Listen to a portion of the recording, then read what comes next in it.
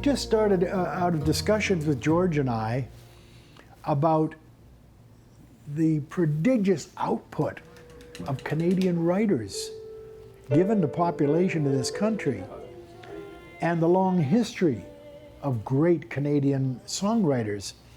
The lyrics they're poetry.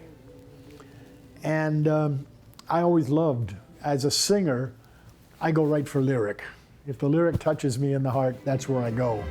I've looked at life from both sides now, from win and lose, and still somehow it's life's illusions I recall.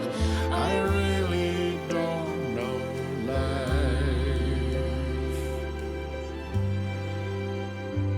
at all. We'd established a very nice production team with Combo.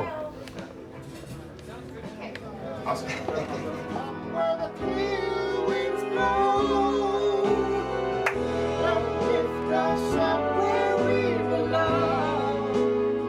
We really started with the artists. We assembled a list of artists that we really enjoyed and who were iconic. So that whittled the list down a little bit. So you have your Joni Mitchells and Gordon Lightfoot and Neil Young, and these are obvious choices. And then it just kind of morphed into little jam sessions with just me on guitar or just me singing and George on bass, just sitting around the living room until we found something that really made us all smile. It's fine, right? The bass. Oh, really? Okay. Well, working with George Kohler is always fun. He's an astounding musician and a lovely human being to work with.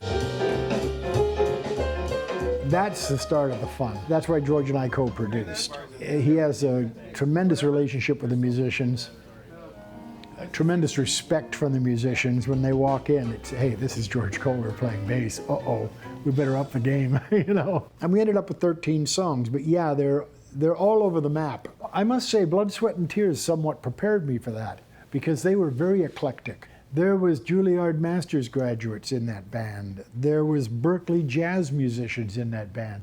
There was hard rock or R&B people like me, Jimmy Fielder. Everybody brought in their musical influences. And so if Blood, Sweat, and Tears had any one musical direction, it's that we had none. We just went from Eric Satie to Billie Holiday to Maynard Ferguson to Basie and Ellington, facing this vast array of music, you know, all the way from country to symphony. It was very natural for me. It enabled me and George to look at the song, decide the direction, and then pull the musicians that played that particular direction the best. And that's how the repertoire evolved. Some songs we did very close to the original. Some songs we took some outrageous liberties with, you know, just because it was fun to do. These are all artists that I grew up with. So there was an enormous personal connection with the artists. While I didn't discuss the album with any of them, I knew them all. I grew up with that music. So it was very easy for me to find songs that I loved to sing. Like you can an old freight train, so I'd best be on my way in the early morning rain. In the early morning rain. I've always felt at home here. This is my home. I grew up here. I understand it. I understand the people. And I think they understand me. I'm very much a Canuck. When you're dealing with this kind of diverse range of material, you got to stay very open to all ideas. And that's one of the things that George and I and the engineer have established over the last couple of years working with Combo is an open respect for each other's idea. Well, what do you think, man? Is this working for you?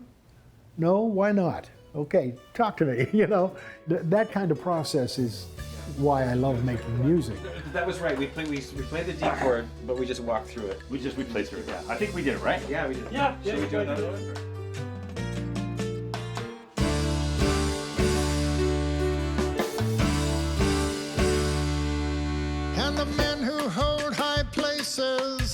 must be the ones who start to mold a new reality closer to the heart, closer to the heart.